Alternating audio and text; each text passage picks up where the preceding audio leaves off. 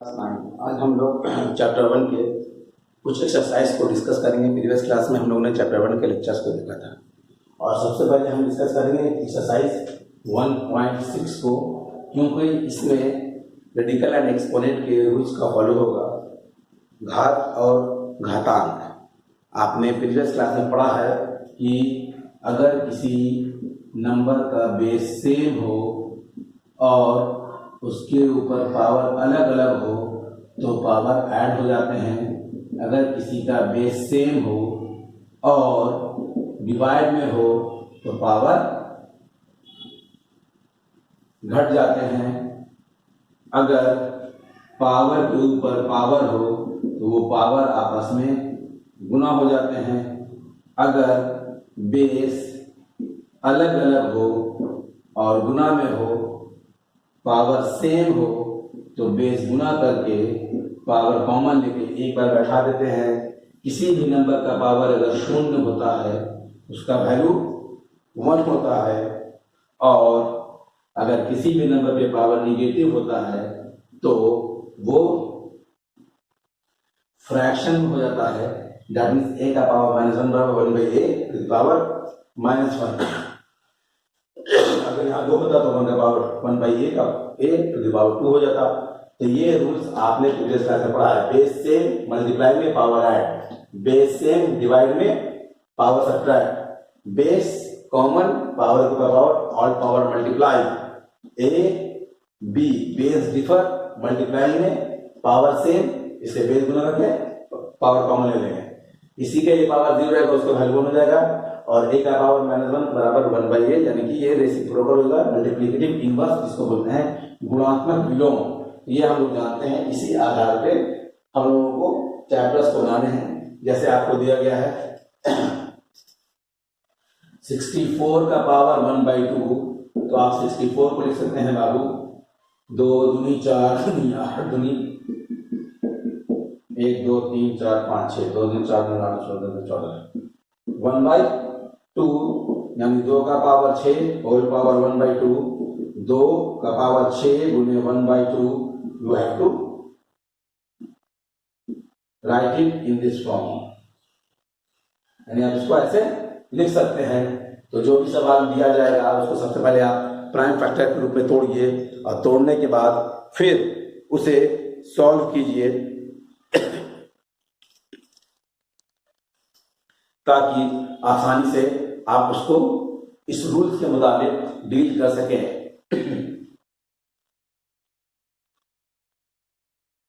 Question number 2 आपको दे रहा है। इसमें 1 में 3 क्वेश्चन था, पहला मैंने बता दिया। क्वेश्चन नंबर 2 आपको कह रहा है वही मान ज्ञात करें और इसमें हम आपको बताएंगे सवाल नंबर 3 16 का पावर 3/4।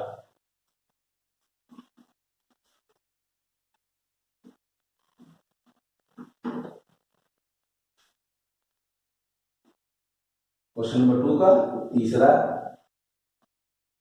16 का पावर 3/4, तो आप बाकायदे इसको लिख सकते हैं 2 दूनी 4 दूनी 8 दूनी 16 3/4।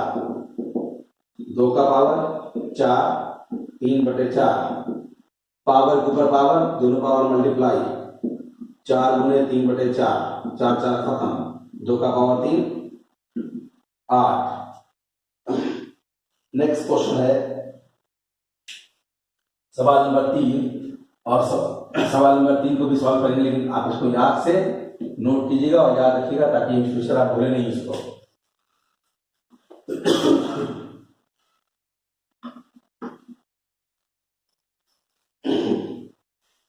सरल कीजिए 2 का पावर 2/3 इंटू 2 का पावर 1/5, 2 का पावर 2/3 इंटू 2 का पावर 1/5। बेस सेम है, इंटू है, इसके पावर आपस में ऐड हो जाएंगे। एलसीएम 15 5 दूनी 10,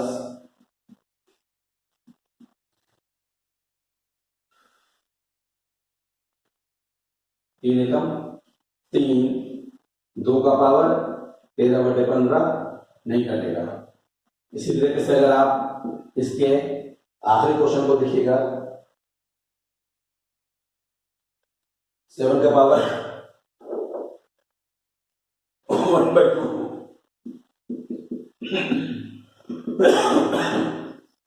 8 का पावर 1/2, बेस डिफर है, पावर सेम है, बेस डिफर है, पावर सेम है, इसलिए आप क्या कीजिएगा, बेस को मल्टीप्लाई कीजिएगा, पावर कॉमन लीजिएगा, 57 का पावर 1/2।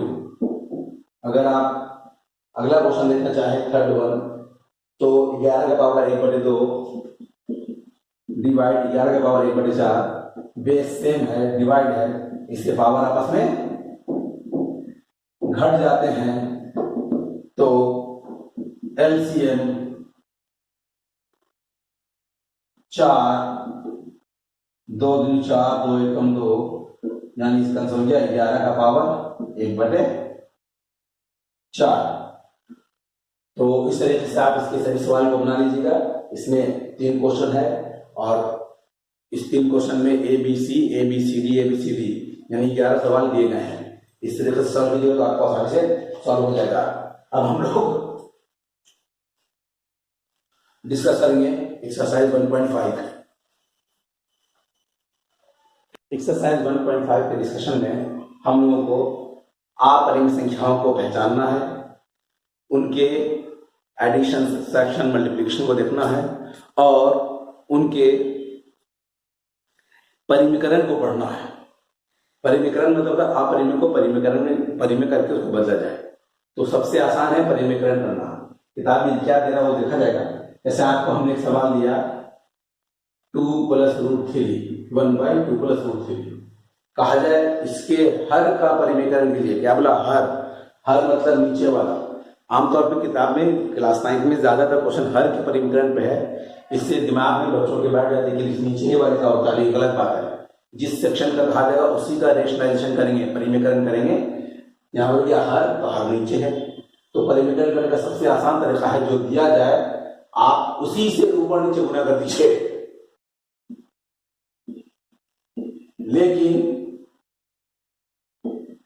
आपका निशान उल्टा होना चाहिए। यहां प्लस है तो यहां माइनस होगा, दोनों में माइनस होगा, इन्हें ऊपर माइनस प्लस। जो दिया जाए जिसका परिमीकरण करना है उसी से ऊपर नीचे गुना कीजिए अपोजिट साइन के साथ, अगर निशान है तो। और अगर निशान नहीं है तो बिना किसी निशान के ऊपर नीचे गुना कर दीजिए। √2 × 1 √2, √2 × √2 2, √2 का लेता है। यहाँ 1 × 2 2, 1 × √3 ये फार्मूला हो गया a + b × a - b। देखिए a + b और a - b, a² - b², तो 2 का स्क्वायर माइनस √3 का स्क्वायर, 2 - √3, 2 का स्क्वायर 4 और रूट से स्क्वायर कैंसिल, जाकर 2 - √3/1, 1 नीचे लिखते नहीं है इसे, 2 - √3। तो कहने का सेंस हो गया कि अगर परिमीकरण के बारे में पूछा जाए कि परिमीकरण कीजिए, यानी कि जो अपरिमेय संख्या दिया जा रहा है उसको चेंज करना है। हर का बोलेगा तो नीचे वाले कर देंगे, अंश का बोलेगा तो ऊपर वाले कर देंगे। परिमेय संख्या अपरिमेय संख्या की बात की जाए तो हम लोग इस बात को देखा है कि जो संख्या रूट में रहता है और उसका रूट अगर कंप्लीट बाहर नहीं आवे तो वो अपरिमेय हो जाता है। जैसे अगर कोई कहेगा कि √1, √2, √3, √4, √5, √6, इसमें अपरिमेय संख्या कौन है, इसका वैल्यू निकल जाता है, इसलिए परिमेय हो जाएगा। ये रूट से बाहर नहीं आता है, बाहर आएगा तो 1.414 ऐसे बढ़ता रहेगा। √3 बाहर नहीं आता है, 1.73205 आगे बढ़ता रहेगा। √4 का वैल्यू 2, √5 2.236, 2.449। तो ये सब ऐसे नंबर हैं जो ना कभी काटते हैं और ना रिपीट करते हैं, बल्कि बढ़ते ही रहते हैं। तो ये सब नंबर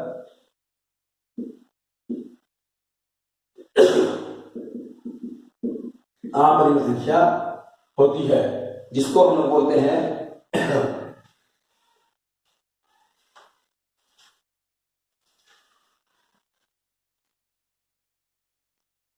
अनवसानी अनावर्ती। क्या बोला?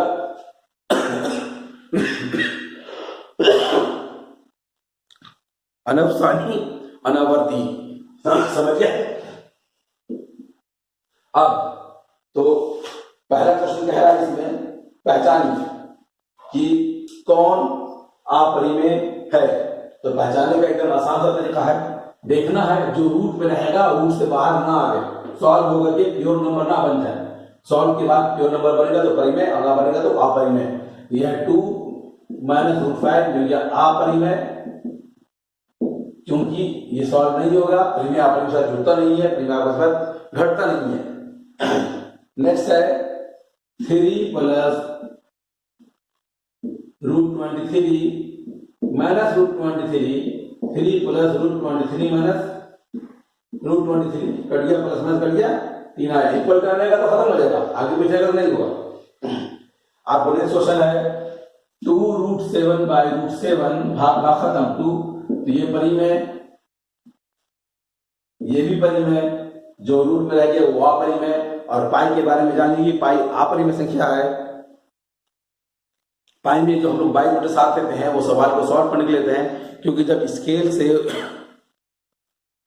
पाई निकालने के लिए हम लोग मेजर करते हैं तो वो एग्जैक्ट वैल्यू नहीं देते हैं, बल्कि सन्निकट उसके करीब का मान लिया जाता है, क्योंकि पाई बराबर होता है C/D, D व्यास, C परिधि, ये परिधि है, तो सर्कुलर पाथ पर किसी चीज को नापना स्केल से मुश्किल होता है, इसलिए पाई बराबर C/D या पाई के साथ जो हम लोग का दिखाता है। तो कोई बच्चा बोलेगा पाई में तो हो गया सर, इसलिए इसमें रूट नहीं है, लेकिन ये अपरिमेय है पाई, ये परिमेय हो जाएगा क्योंकि ये बाई के साथ है, लेकिन पाई का एग्जैक्ट मान बाई के साथ नहीं होता है, कुछ वैरी करता है। सवाल को आसानी से बनाने के लिए हम लोग बाई के साथ ले लेते हैं या 3.14 भी लेते हैं, तो अलग अलग कंडीशन में पाई का मान अलग अलग लिया जाता है। इस तरह से हम लोग पहचान लेते हैं कि कौन परिमेय है और कौन अपरिमेय है। इसके बाद इसका सॉल्यूशन देखना होगा, तो ये इस बात का याद रखिएगा कि ऐड और सब्ट्रैक्ट में रूट का नंबर अगर सेम होगा तब वो जुटेगा तो वो घटेगा, अगर रूट का नंबर सेम नहीं होगा तो ना वो जुटेगा ना वो घटेगा। ऐड और सब्ट्रैक्ट में, जोड़ और घटाव में, अगर रूट में पाए जाने वाले नंबर सेम हो, बराबर हो, एग्जैक्ट हो, जैसे रूट 2 प्लस में भी है, रूट 2 माइनस में भी है, तो ये जुट सकते हैं या घट सकते हैं, नीचे डिपेंड है सवाल क्या कह रहा है। लेकिन रूट 5 और रूट 7 तो ये ना जुटेगा ना घटेगा, बल्कि सिंबल के साथ लिखा जाएगा जो सिंबल कहेगा। तो यहाँ सवाल को दिया गया है कि सरल कीजिए 3 plus root 3 and 2 plus root 2, 3 plus root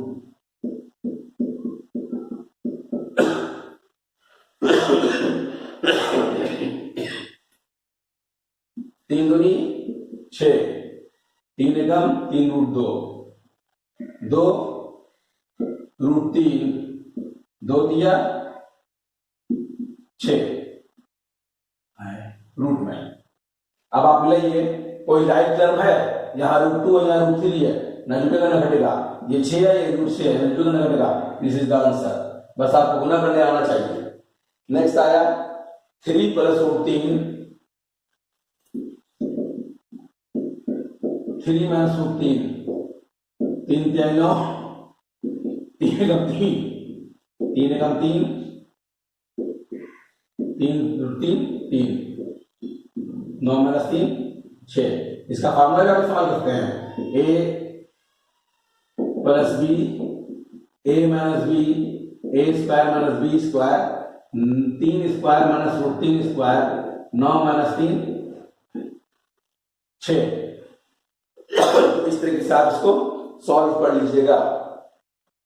सवाल नंबर 3 हम आपको बता दिया कि पाई बराबर C/D होता है, तो ये अपरिमेय क्यों है, परिमेय क्यों नहीं? इसका वजह ये है कि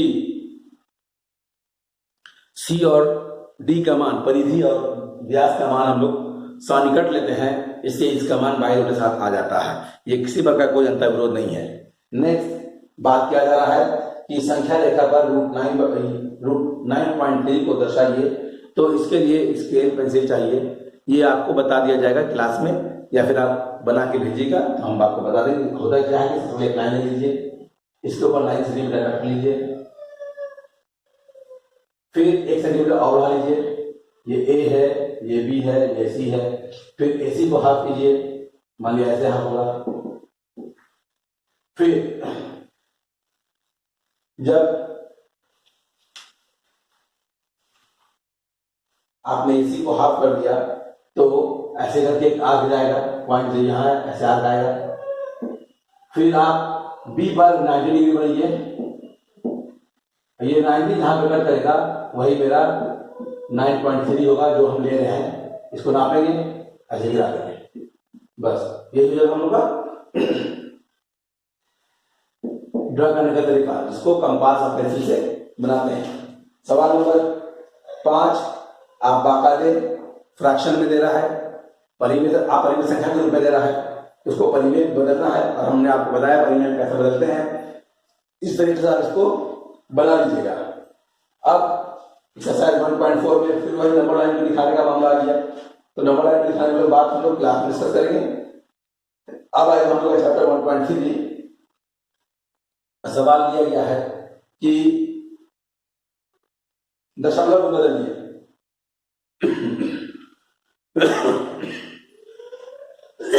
तो दशमलव को बदलने के लिए आप क्या कीजिएगा, जो दिया गया उसको भाग दे दीजिए। जैसे मान लिया जाए कि हमको सवाल दिया गया है यहाँ पर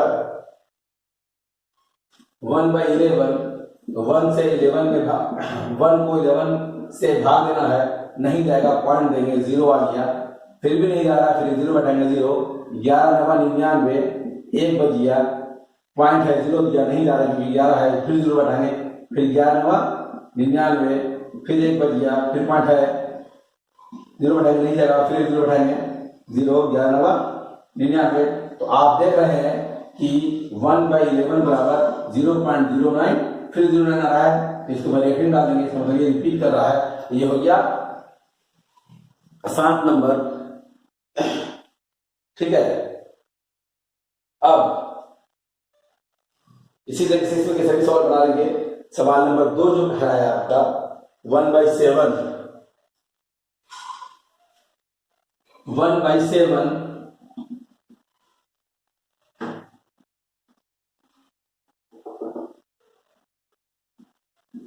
भाग देंगे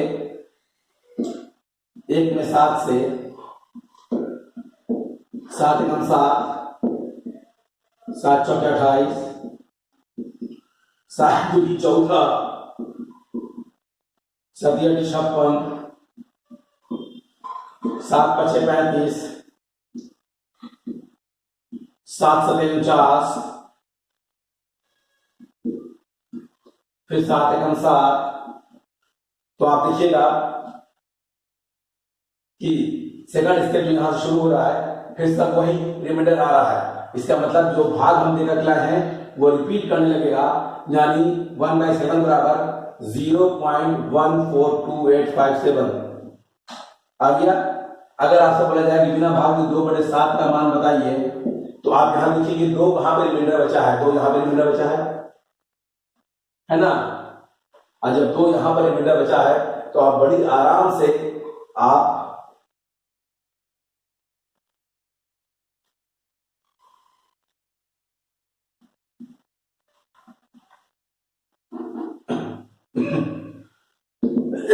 बड़ी आराम से आप 2 के बाद की सभी वैल्यू लिखिएगा। 2 के बाद कितना आया था, यहां ये लिखा हुआ है 2 8 5 7 1 4 2 4 6 आ गया। 3/7 की बात की जाए, 3 कहां में बचा, 3 यहां बचा है, तो ये यहां से शुरू होगा 4 2 8 5 7, फिर पहला ग्राफ लिखा जाएगा 4/7, 4 कहां बचा, मतलब रिमाइंडर यहां बचा है, यानी 4 × 7 = 35, तो यहां से लिखना होगा 5 7 1 4 2 8, सब रिपीट करेगा। इसके ऊपर छत यानी बार होना जरूरी है। 5/7 खुद से लिखिए, 6/7 खुद से लिखिए। आप देखिएगा जहां जहां रिमाइंडर बचा है वहां से नंबर को रिपीट कर दिया जाता है। तो इस तरीके से हम लोगों का सवाल नंबर 1, 2 बन जाएगा। सवाल नंबर 3 में आपको रिपीट करने वाले नंबर्स को लिखना है p/2 के रूप में। तो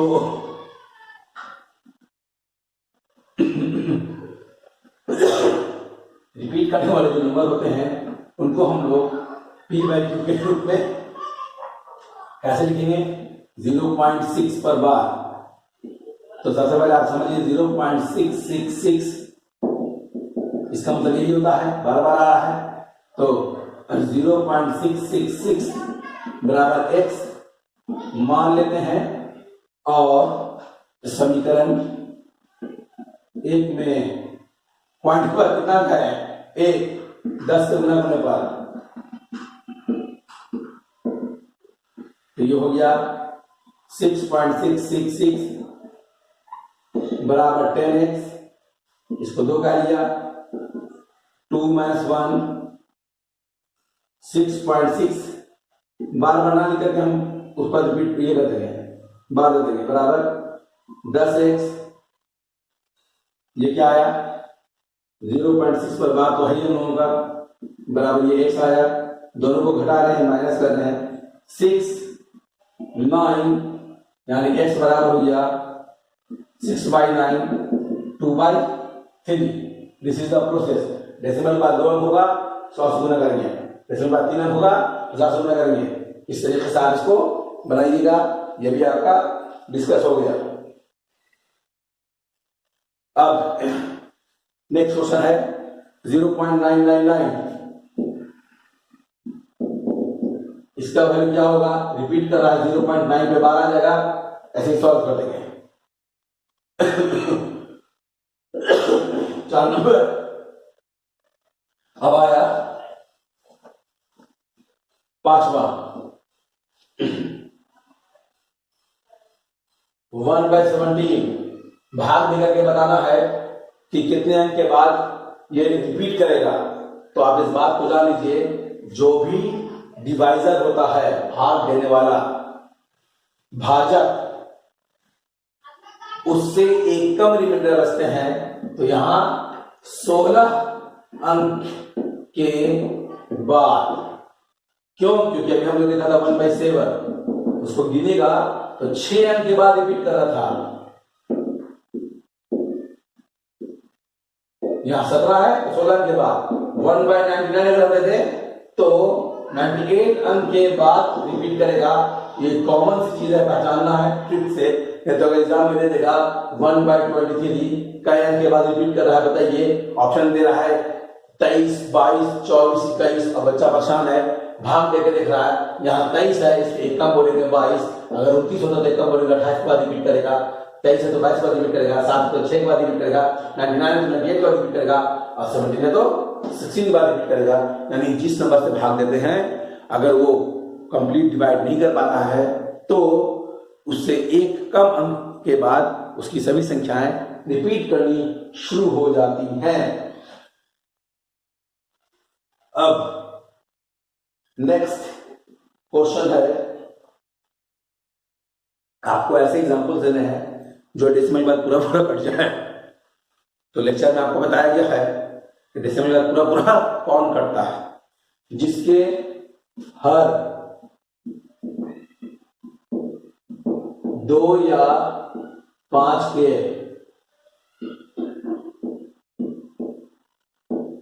गुणनखंड के रूप में हो, गुणनखंड के रूप में हो। पहले का सेंस हो गया, जैसे हमको सवाल दिया गया है 17/16।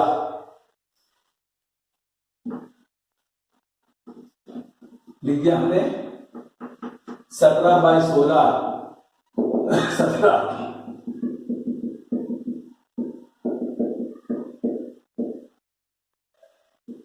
तो 2 हो गया, यानी ये पूरा पूरा कटेगा।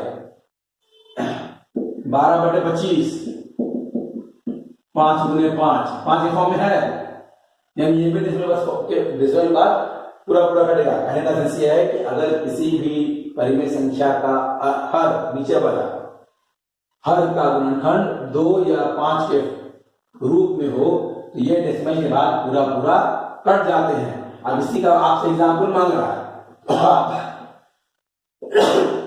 कोई भी एग्जाम्पल दे दीजिए जो आपको आसान लगे इजी हो, बस उसका हर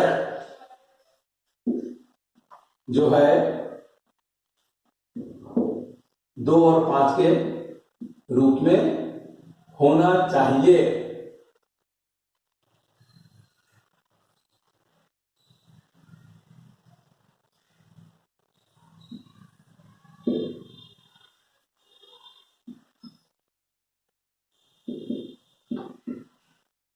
दे दिया, अब इसको देख लीजिएगा, बन जाएगा।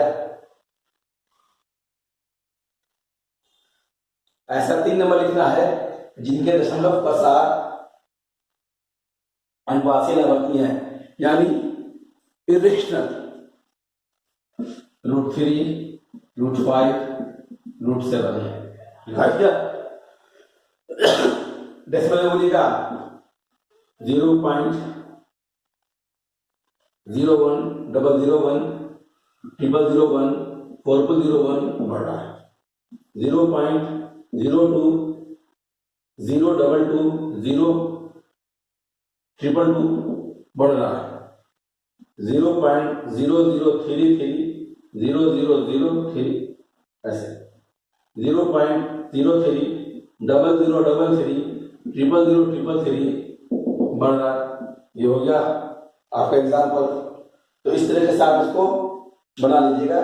आपका चैप्टर 1.3 भी हो गया, 2 कल डिस्कस हो चुका था, यानी यूनिट 1 आपका पूरी देर तक डिस्कस हो गया है। 1.1 से लेकर के 1.6 तक एक्सेप्ट 1.4 वो कॉपी में बताया जाएगा, और एक आध दो का सवाल रूप में ये नंबर लाइन दिखाना है उसको भी कॉपी दिखाया जाएगा। तो ये चैप्टर आप बना लीजिएगा, उसका स्थान छोड़ दीजिएगा, फिर छोड़ दीजिएगा। क्लास में उसको हम लोग डिस्कस करेंगे। अब चैप्टर 1 पूरा हो गया, चैप्टर 2 पूरा हो गया, चैप्टर 3 पूरा हो गया, चैप्टर 4 पूरा हो गया, 4 चैप्टर आपका पूरा हो चुका है। इसके बाद आपको नए यूनिट, नए चैप्टर के बाद नए चैप्टर शुरू करेंगे, इसलिए वर्क रोज का रोज कीजिए, डिले मत कीजिए। जब खुलेगी क्लासेस तो आसानी होगी पढ़ने में, नहीं तो बहुत सारा वक्त जाया हुआ है। Thank you.